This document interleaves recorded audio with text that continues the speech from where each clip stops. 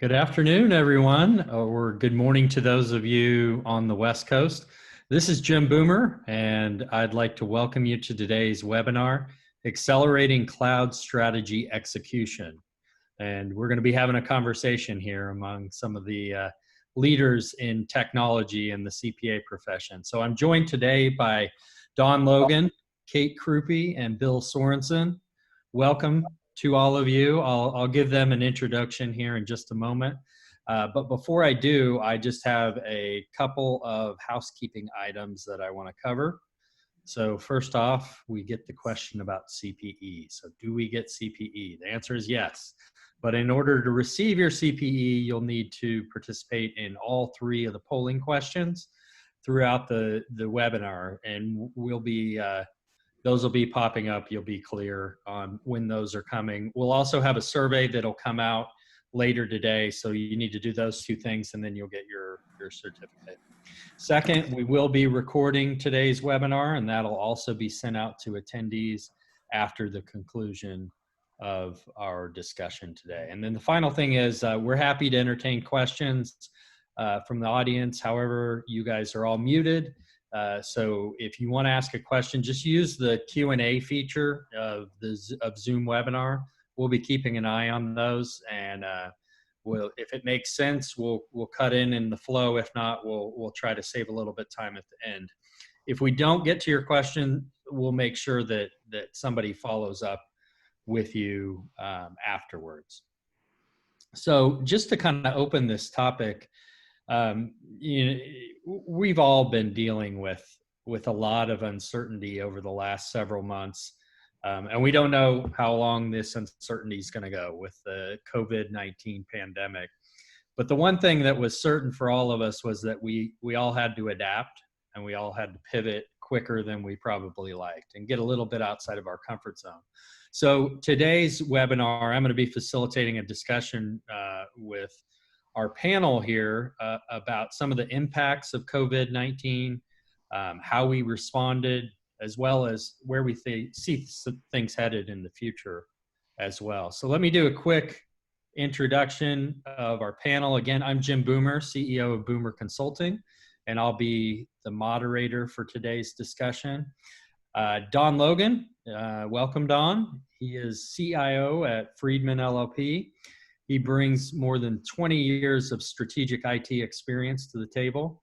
He is also an active member of the Boomer Technology Circles and the CIO Circles. So glad to have you here, Don. And I'm also joined by Kate Krupey, who also has over 20 years of experience, both optimizing and transforming IT for professional service firms, technology startups, and public sector organizations. She is a principal consultant of Core Blue Advisory, and she provides technology consulting as well as outsourced CIO services. Prior to her current role, Kate was also a very active member in our technology circles and CIO circles. So welcome, Kate. Glad to have you here.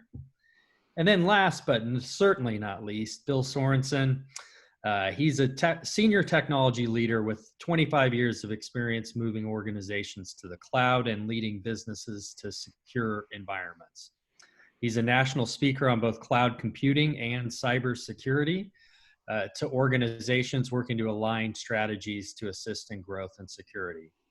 He has tremendous perspective on the role of IT security in today's complex compliance landscape and has participated in over 100 firms moving to the cloud. So are we ready to go? Ready to get started, guys? Thumbs up? We are. All right. Well, let's kick things off. And Kate, I'm going to start with you on this one, and then we'll move things along if others want to chime in. But my first question is, looking back on how most firms had to shift really overnight to a fully remote environment, how do you think it went? Like, what were the things that made it successful? What made it challenging? Right, that's a good question. So the firms that I've spoken with over the past few months, a lot of firms were ready. And I think we're ready for at least some amount of that remote work. And I think that's attributable to the fact that in this industry, we have to be able to support 24/7 during the, during tax season and the extension season. So a lot of people had that set up. Where the challenges came in were more around whether they could do it for the long haul, whether they could really do it long enough.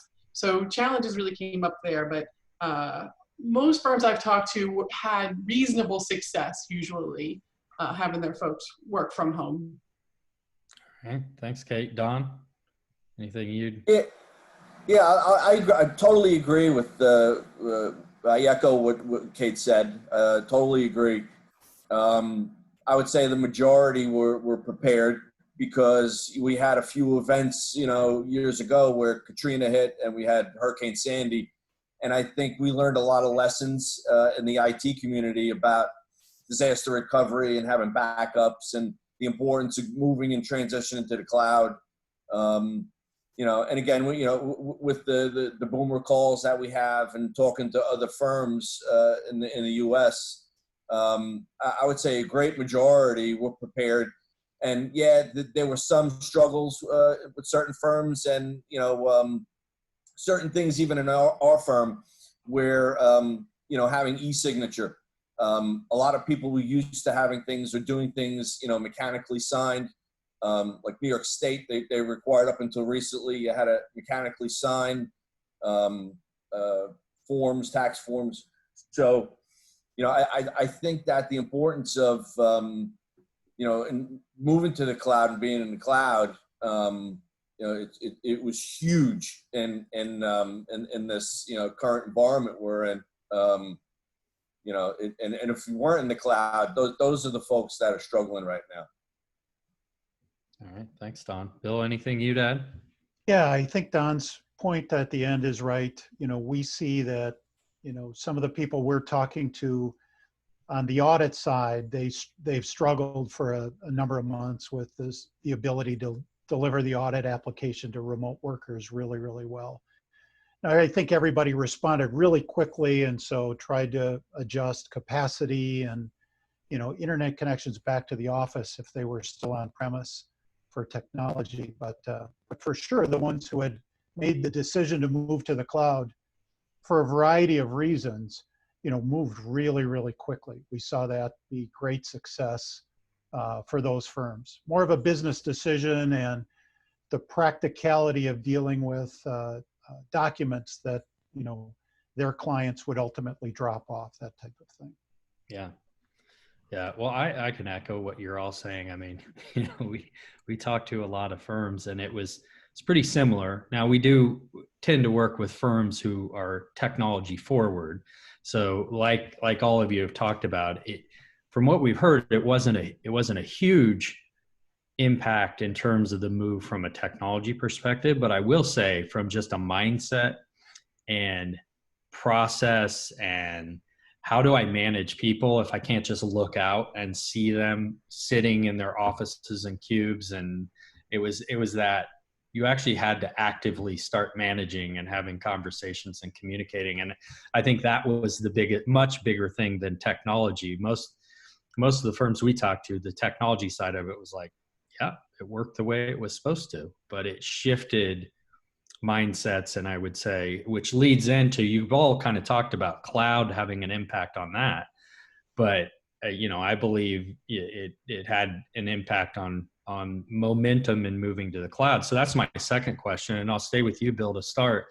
But how has COVID-19 had an impact on cloud strategies and a lot of firms' urgency in terms of moving forward? Yeah, I think we're seeing a significant increase in velocity. I think there's two things. One is the extended tax season kind of threw a wrench in the normal process. And so that pushed some of the decisions out, although it seemed like most firms tried to get their work done, as soon as they could.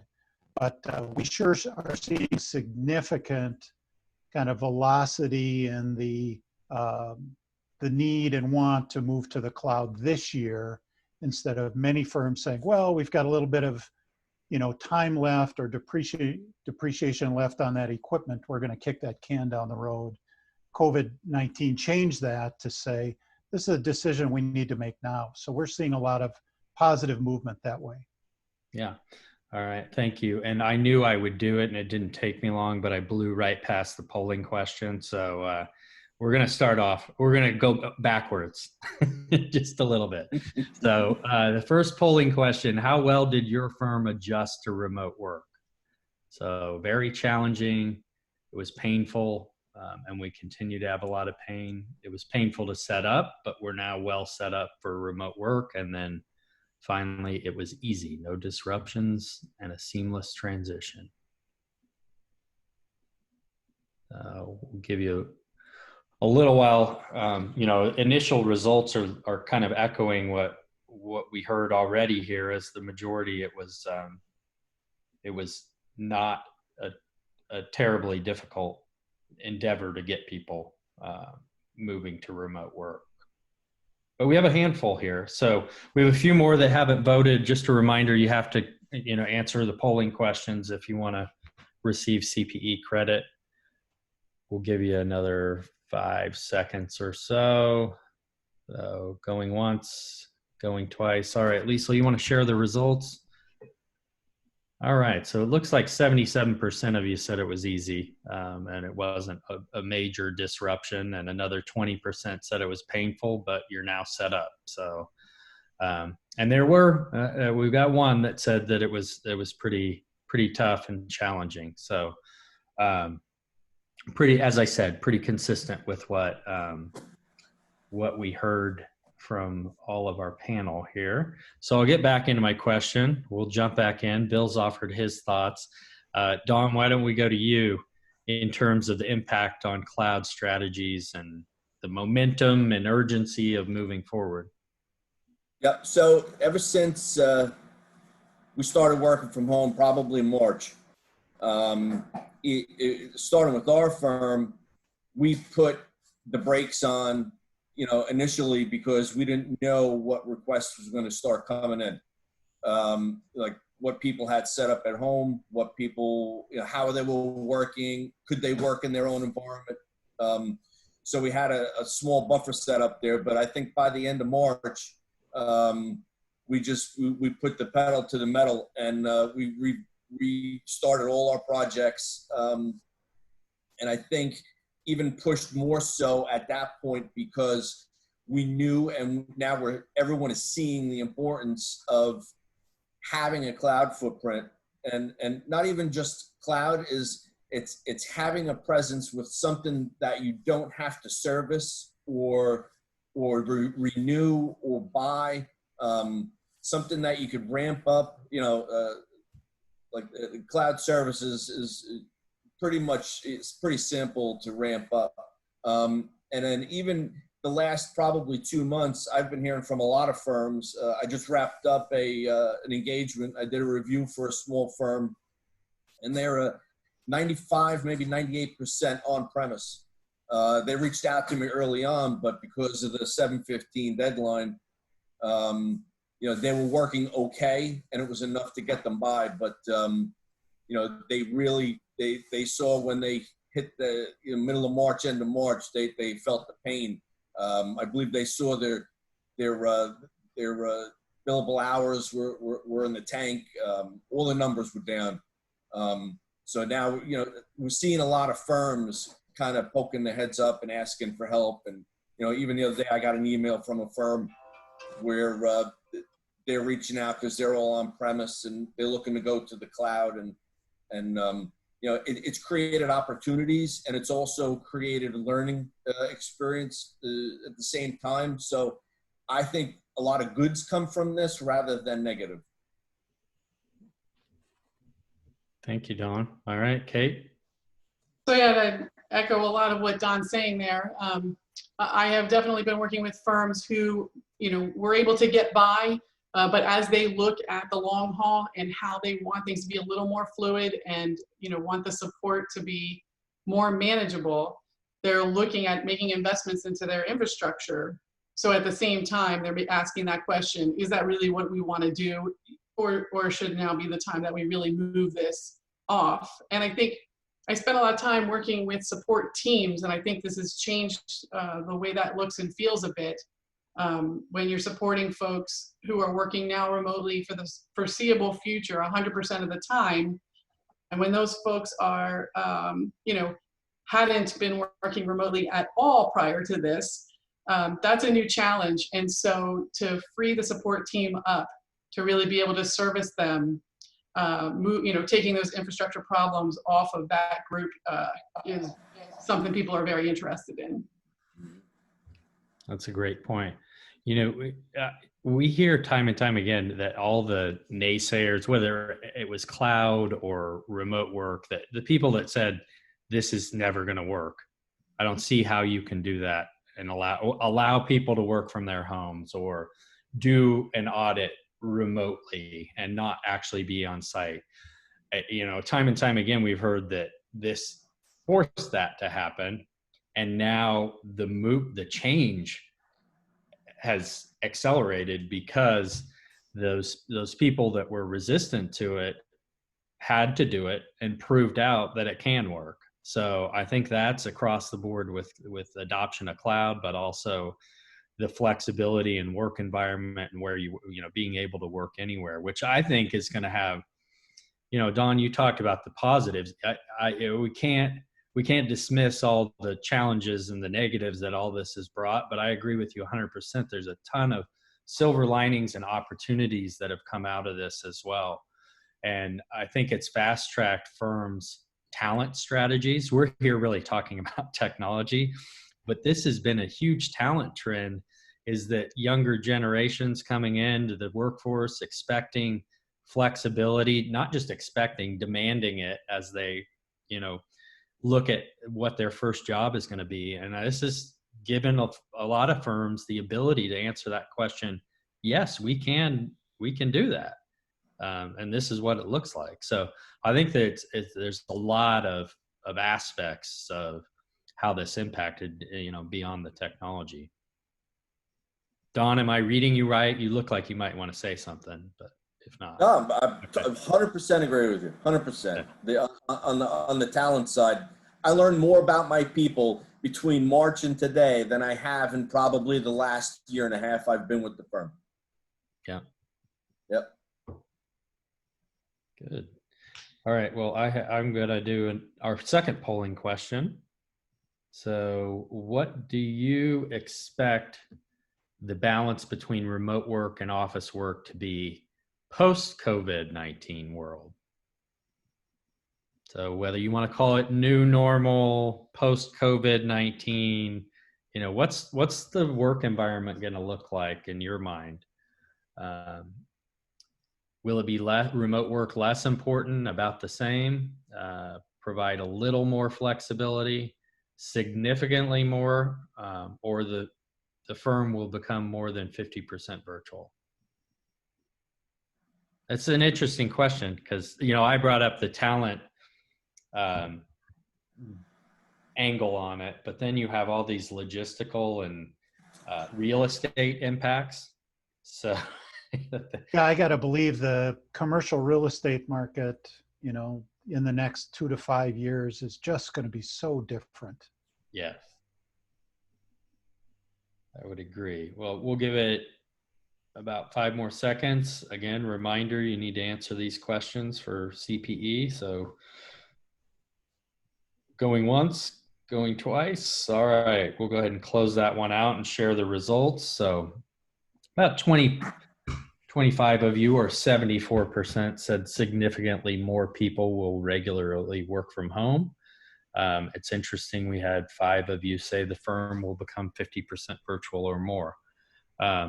This is consistent with what we're hearing, is that, firm after firm, they're getting a handle on the now of what it looks like as some firms start to open at, whatever pace is correct for where they are in the country, but also trying to get a handle on what the longer term looks like. And I don't, most of them aren't going back to the way it was. All right. Move along here, close that, and go to our third question. Just a reminder to the audience, if you guys have questions that you want to throw out to us, you can drop those into the Q&A. feature, and we will address those for you as well. So I'm going to start here. Dawn, it's your turn to kick us off here. So we've been talking about cloud transition, remote work, but honestly, we were all working on a lot of things when COVID-19 hit, and a lot of things in the area of technology. But, what has been the impact on your technology initiatives and projects of COVID-19? What was the impact? And, are they moving forward, delayed, canceled? What's the outlook? Yeah, so earlier I mentioned that initially we had about a 2-week period where we kind of we're in a transition, right? We started working from home, and so we said to ourselves in our team meetings is, okay, let's give ourselves 2 weeks to see what kind of questions come in, to see what kind of needs people come up with, and then after that, we're going to resume our operations as normal.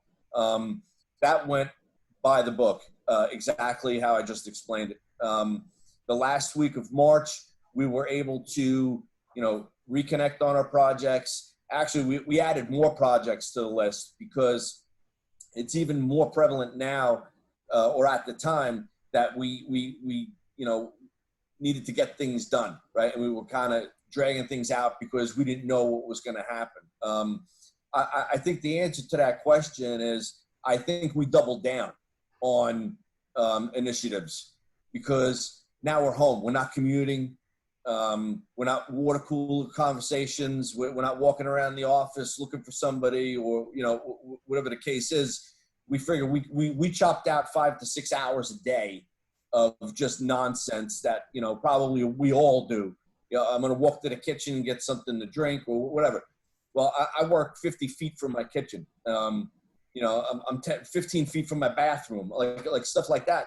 You kind of take for granted when you're in the office because it takes you 15, 20 minutes to do any one of those things. So we look at the time aspect that we picked up. So we're working longer now, but I think that's more efficient than it was before because now we're focused and concentrating on our environment we're looking at. We're not just worrying about, like, all right, I got to walk down the hall, I got to do this.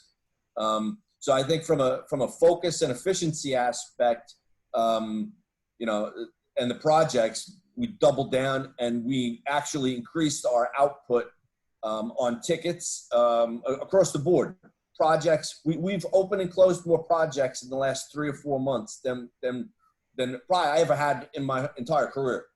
And I probably, a ton more between now and the end of the year. So, my comment would be, it didn't impede us or slow us down. If anything, it accelerated like tenfold. Yeah. Well, you talk about the time savings, Don. I know I've heard how long your commute can be in your part of the country, and each day that's quite a bit of time to get back that you don't have to invest there. So, all right, Kate, we'll go to you. Yeah, I'd say so. What I have seen is some of the more forward-thinking innovation projects have been tabled. So looking at emerging tech around either robotic process automation, or if people were looking at AI in the audit space, things that were very aspirational where they were trying to figure out how they're going to fit it into their world and leverage it.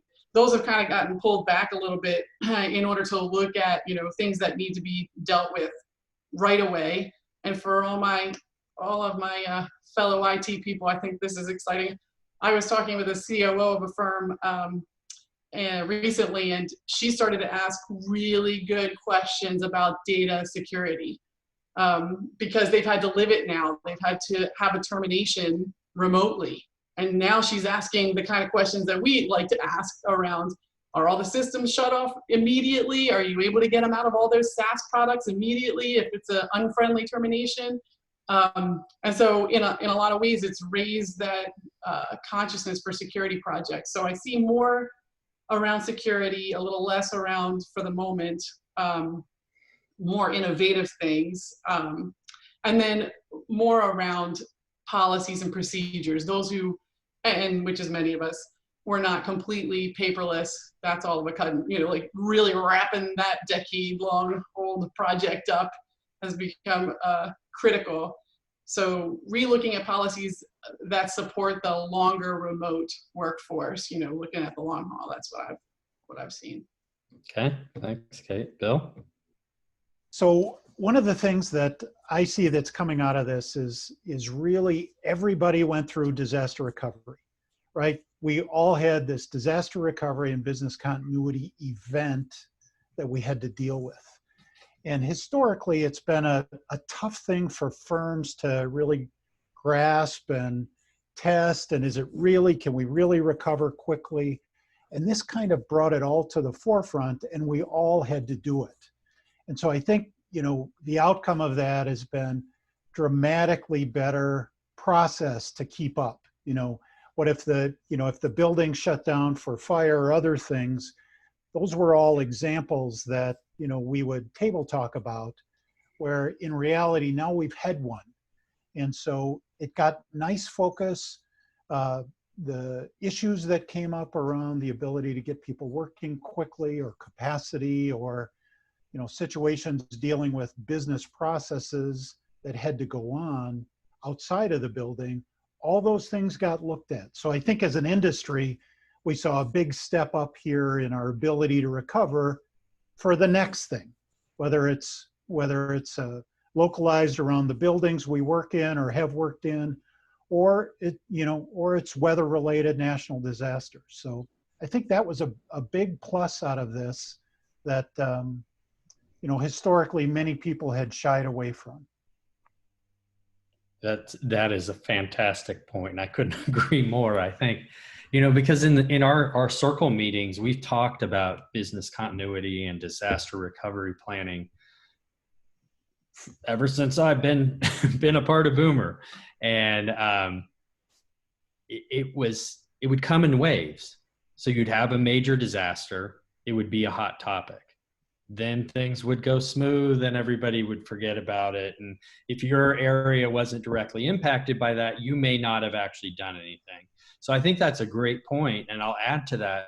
I had some interesting conversations with some firms that had done the planning, but thinking completely differently.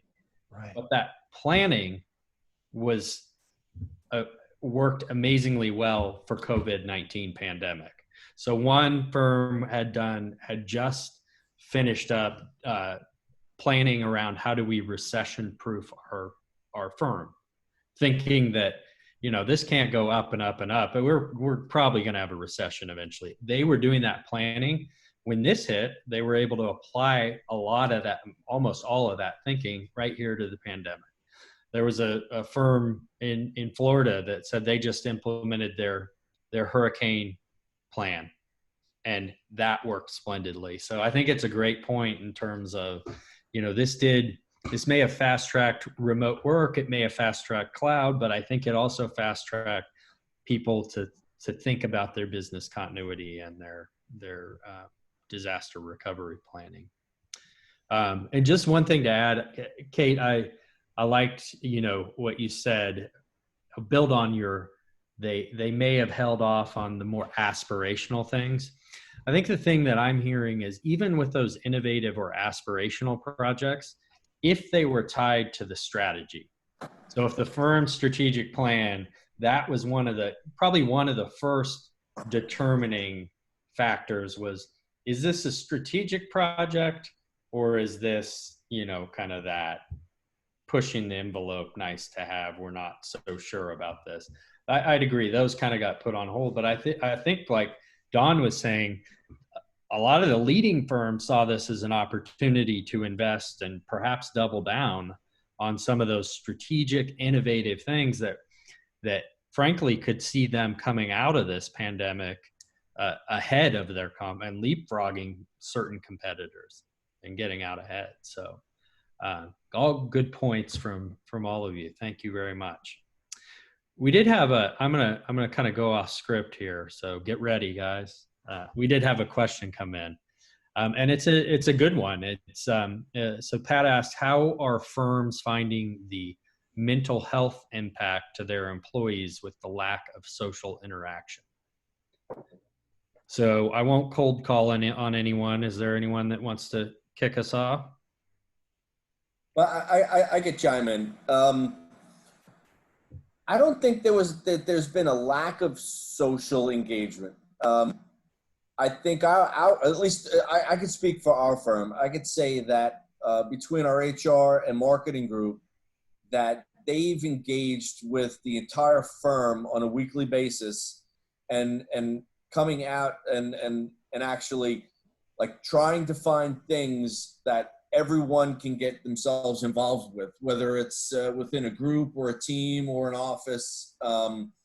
You know, we have weekly meetings, but we have these other events that take place in the firm, and we were doing happy hours. We were doing like a social hour.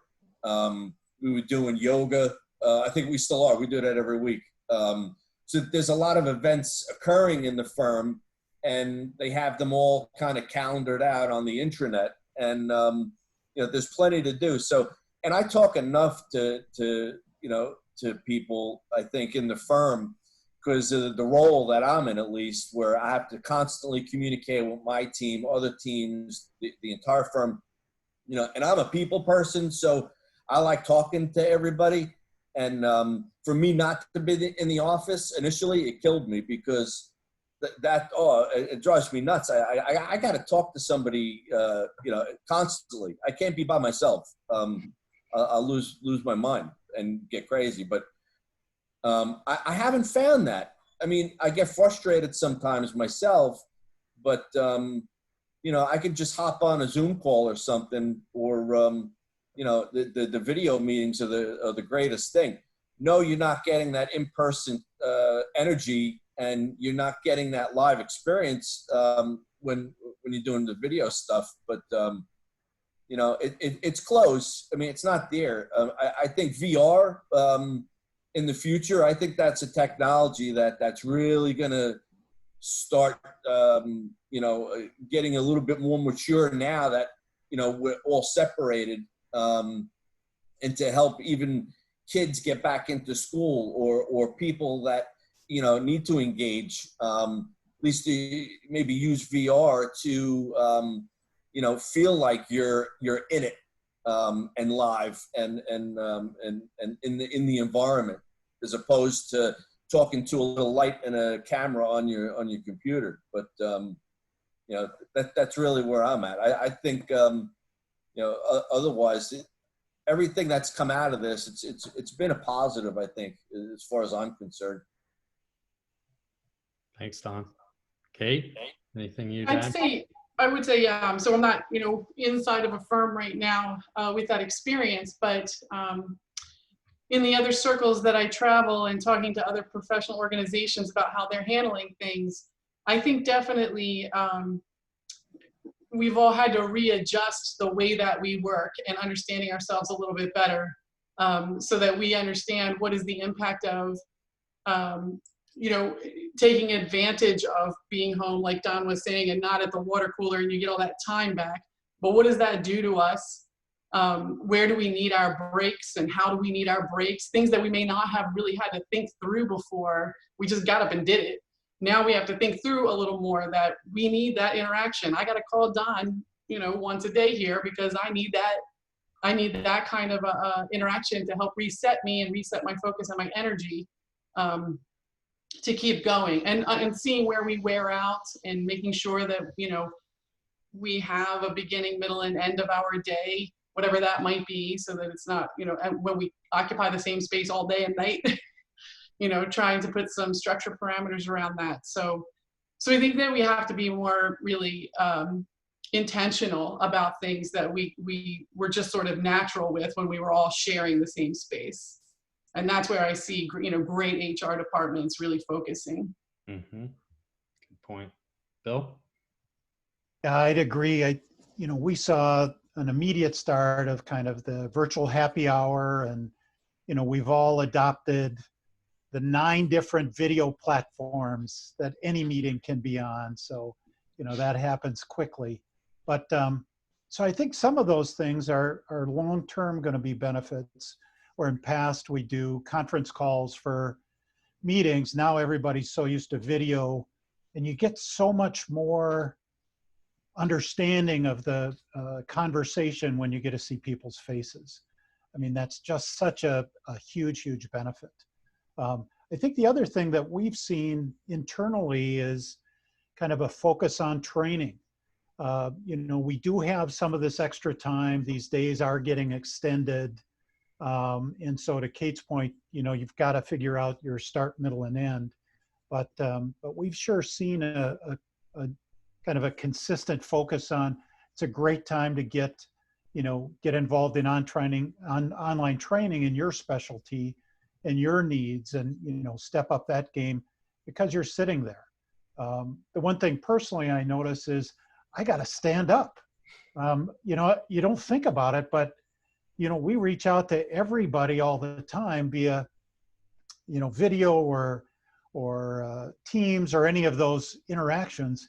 You got to remember to stand up. You know, it's like that goofy thing. You almost don't. And then you realize, well, it's 3:30. I haven't stood up since 8. Yeah, those standing desks that were all the rage a few years ago. I think we got to get those in our home offices.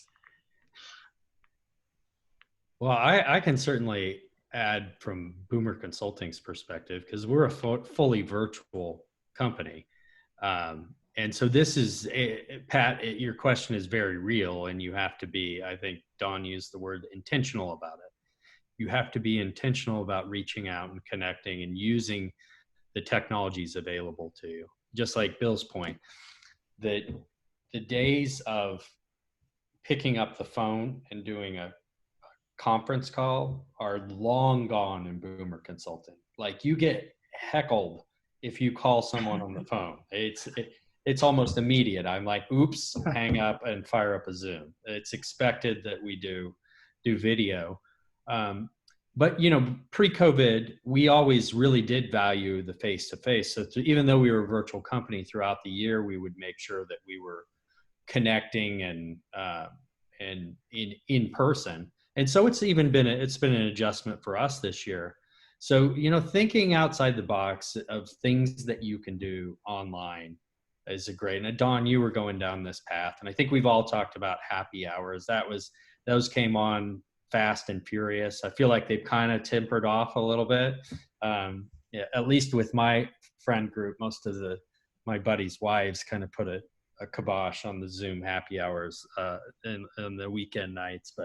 But anyway, you know, some other things that we've done, we did when we'd get together in person, we did escape rooms. You know, I'm sure a lot of you have done those. Well, you can do those online too. And they've recreated the puzzle and the escape, and you work in a team, and it's through Zoom, and you have to get clues and work together. And that was pretty cool. So thinking about things like that you can work as a group and do team building, but then also the one-on-one, you know, the water cooler stuff. We've started something just this year called Break Room Buddy. So you're one-on-one. So just actually this morning, Jacqueline and I were on, and for 30 minutes, and we didn't talk a single thing about work. It was about what we're doing this weekend, about our families, just shooting the breeze and connecting on a personal level. And so we've got those break room buddies throughout Boomer, and then we'll cycle and you'll be with someone else. And so just a few tips. It goes back to being intentional and making sure that you reach out and connect with people.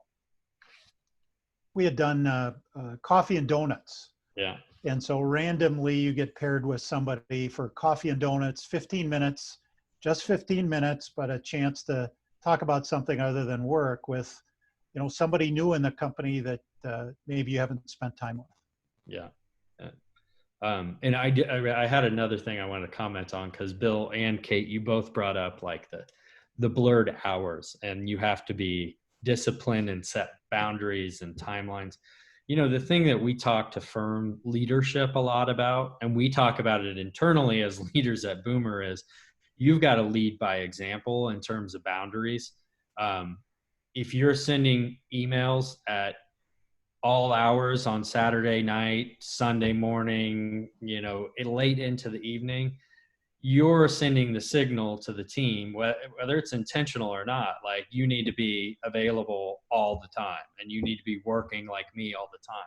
So what we've really tried to do is we're not going to get people to stop working in that. I mean, I think that's part of the beauty of the flexibility. I can go to my kids' game in the afternoon and then I can get some work done in the evening. But what I've tried to do is schedule the send for 7, 8 a.m. the next day. So I'm not sending emails at 11 midnight or something like that. So point being, as leaders, you really need to set the tone in terms of that boundaries and balance. Okay, so Karen asked if I could provide a link to the online escape room. Lisa, I'm going to ask you to find that and pop it into the chat, and then everybody would have that available. Sounds good. All right, so our fourth question here is reentry. So again, I kind of said this earlier, it depends where you are in the country, whether you started, maybe had to pull back from reentry. But, you know, what have been the discussions around, from primarily a technology perspective and equipment, and, you know, all this stuff went out and it went out in a hurry. Now we're going to have to bring it in, and we're going to have to be very, very methodical about it. So, Kate, what are you hearing, seeing? What are your thoughts on it? Right, so the firms I'm talking to are, they're keeping all the equipment where it is. And that's, I've talked to firms from the East Coast to the West Coast. And yeah, I think people want to be, that flexibility just needs to be there right now. I don't know for how long, no one knows for how long, but thinking about like the rest of 2020 anyway, I'm not talking to anybody who's trying to bring their equipment back from people's home offices. It's more like maybe trying to standardize and come up with good policies about getting stuff and how do you repair it. And of course, all the, you know, then security issues around people being able to print at home and leaving paper out at home and having shred bins at home or not, you know, depending on what your rules and things are. But I've not talked to anybody who's trying to sort of pull back in, especially with everything changing. I mean, looking at here, we're sitting, you know, right at the end of July, beginning of August, with schools still struggling across the country to decide whether they're going to be virtual or in person. And if our schools, you know, if your schools are all virtual, then the opportunity for working parents to go back into the office starts to become a problem. So not a small problem either. Not a small problem. Small people, not small problems. Yeah. Bill, we'll go to you. Yeah, I think that, you know, Kate's hit it right on the head. We saw the costs for the move to people home sometimes be significant, many times not. And so I think the need and the ability to work from anywhere, work remotely, you know, is fully entrenched now, not only in the psyche and technology, but in that flexibility. Even in that first polling question, you know, we're going to see more and more people work remotely. I think the security piece is the key piece here. And do you have the same security footprint? You know, are you as protected no matter where you are now? If you're not, then that's the focus. Let's just, you know, shore that up. But, you know, I think the flexibility now almost in the world is going to be a requirement moving forward. I agree 100%. Don? Yeah, I mean, at least for us, I think the majority of our firm, everyone had what they needed at home already, because we have summer Fridays, we had people that had flex schedules, we have a lot of people that have kids and, you know, they work from home a lot. So I think on that aspect, we probably had at least 90% of the firm. Everybody was good at home. at least in an office environment, and had something, as we learned. And we're not seeing much come back.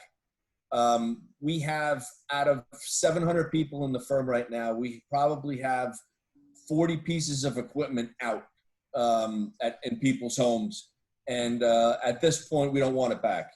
And also at this point, we probably, we're not going to see them come back into the office.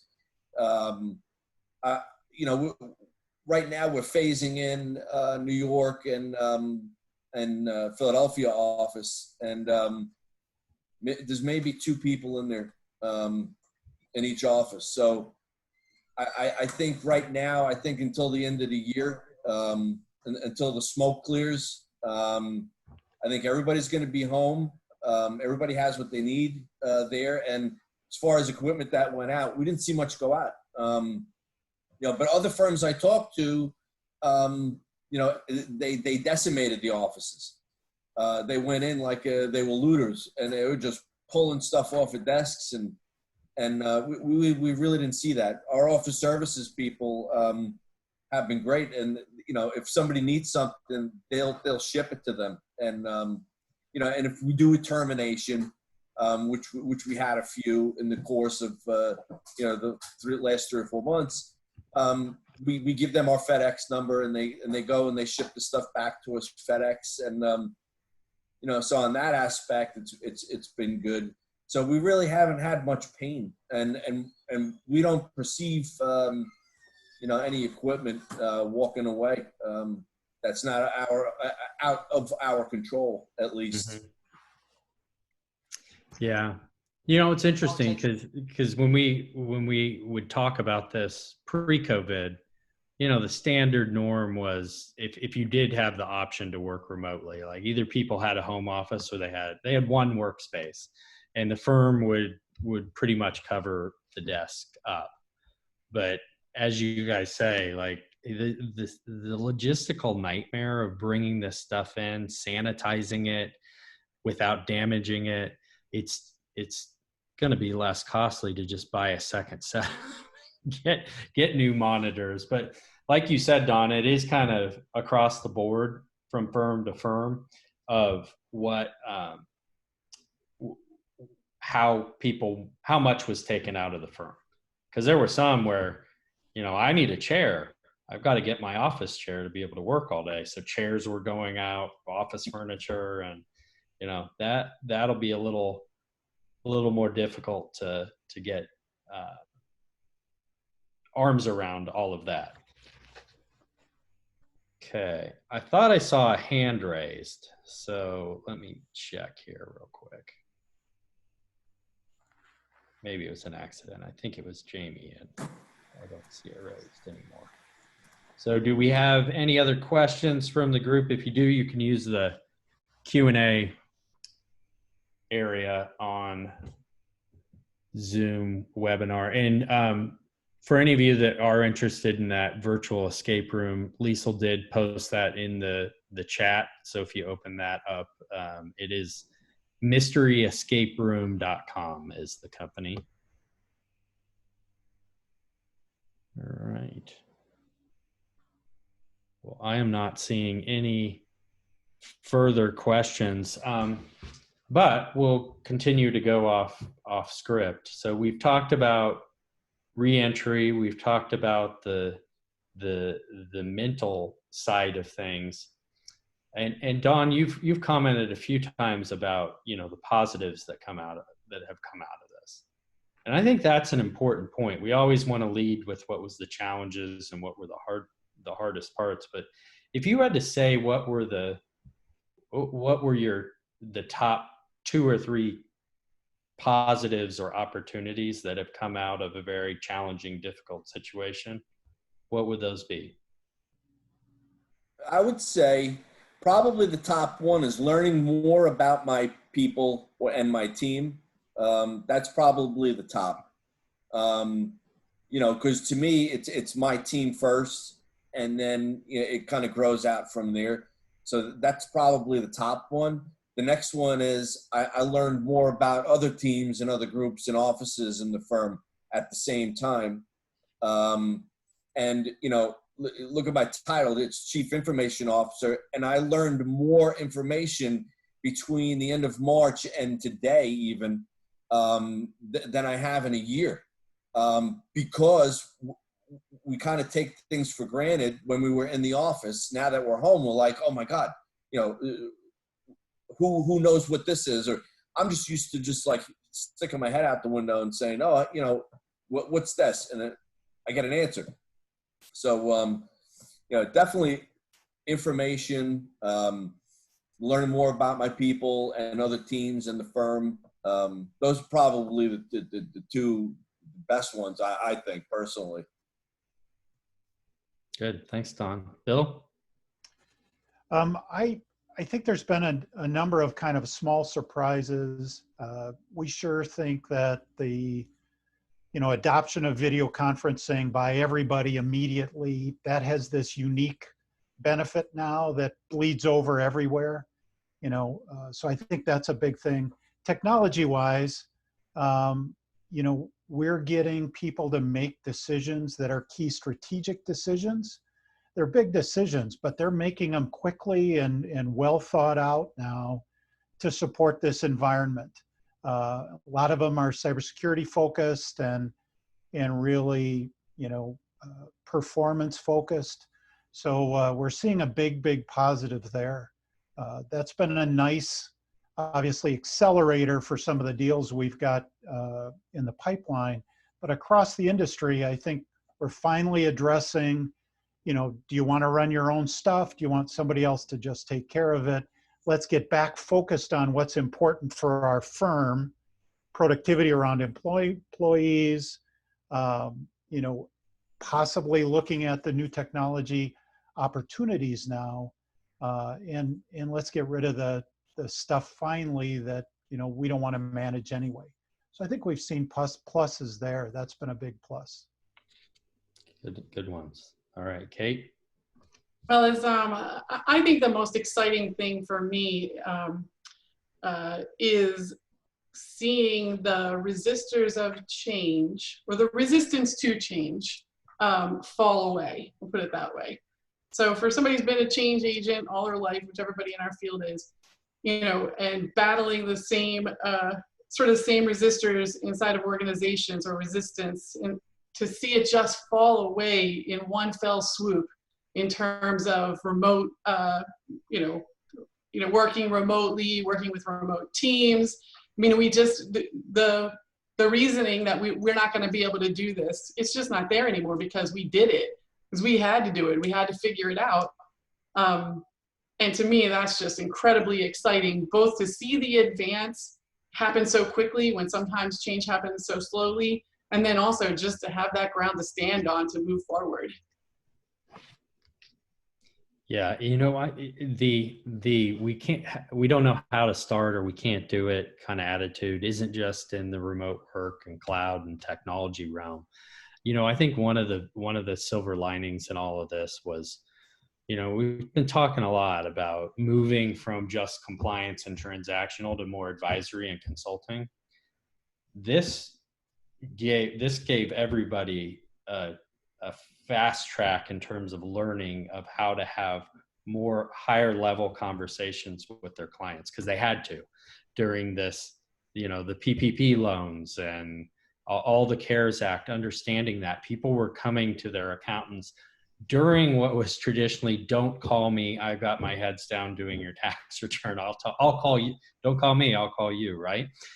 My hope is that all the accounting professionals take that and build off that momentum and continue to have those conversations, hopefully not under the context of, you know, keeping their client's business afloat, but rather how do we take it to the next level and growth. And so I think that was a huge silver lining of a lot of people got a crash course in how to have different types of conversations with their clients. And I think it opened their eyes that you are trusted in more ways than just looking backward and confirming that numbers are right. And Bill, your comment about like freeing you up to be able to do what you do and provide the most value really kind of prompted that as one of the highlights that I think is a silver lining. From our team, a couple things I'd say. One, we've been looking at how we could do more virtually. I think as we come out of this, it's not going to be 100% virtual, but there are, what we've learned is that there's instances where it makes a whole lot more sense to do an engagement or a meeting virtual than it does to be flying people all over the place and be in person. There's others that make a whole lot more sense to be in person, but all of this kind of fast track that virtual strategy. And then also from a team perspective, our team's been involved more heavily in the delivery of whether it's circle meetings or engagements, and the cross learning among our team has been off the charts. I mean, the things that even if they were trying not to pay attention, they're going to pick up all kinds of things that are going on within our accounting profession. And so I think the learning has been off the charts. So that has been good as well. We do have a question that came in, and I'll address that, but I do want to make sure we get to our last polling question. So that question is, what role does your managed service provider play in your strategy? We don't have an MSP. We outsource IT, but not an MSP. They manage our IT, but provide no strategic input. They execute against our strategy, but provide, that one got cut off. They are a consultant partner that helps advance our firm's strategy. So we'll give you a little while to answer.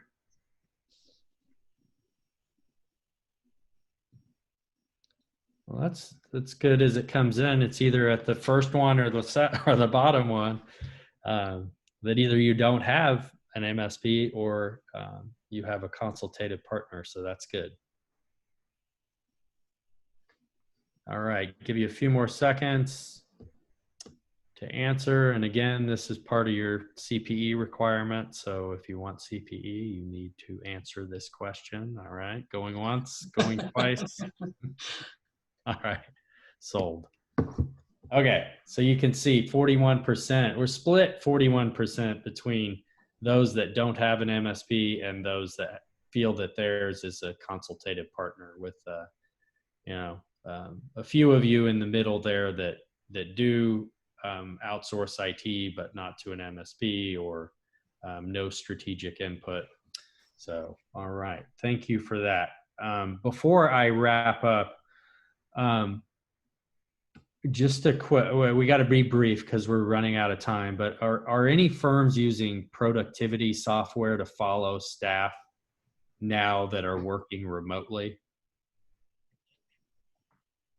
So I'm guessing that's kind of the big brother stuff that keeps an eye on what you're actually doing on your laptop. Are you seeing, I'm seeing firms shy away from that. They have the data if there's a problem that arises, and they will go and they can investigate, but it's not a proactive, I'm watching you and you better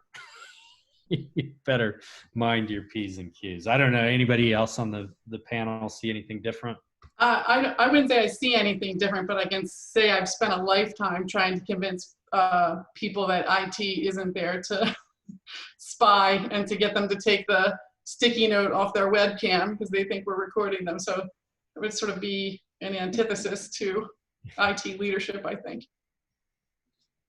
We see more targeted requests. They're concerned about one specific situation, and then, can we jump in and help them with that one specific situation? But we sure don't see firms adopting it across the board. Although, like you say, Jim, the data's there if somebody has a specific issue. Yeah.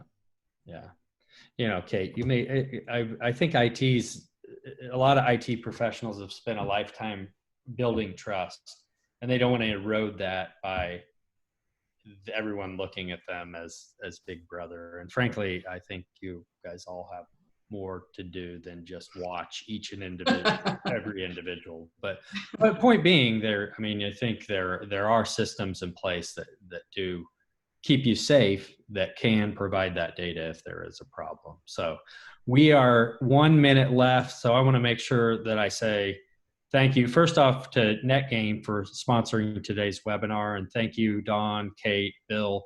Great job, great insights, and appreciate you lending your knowledge and expertise today. And then also thank you to everyone that joined us here today in our audience. We appreciate you giving up a little bit of your busy day to join us, and I look forward to seeing you on a future Boomer Consulting webinar. So thank you very much, and have a great rest of your day and a great weekend. Thanks so much, Jim. Thank you. Yeah, thank you. Take care. Have a great weekend.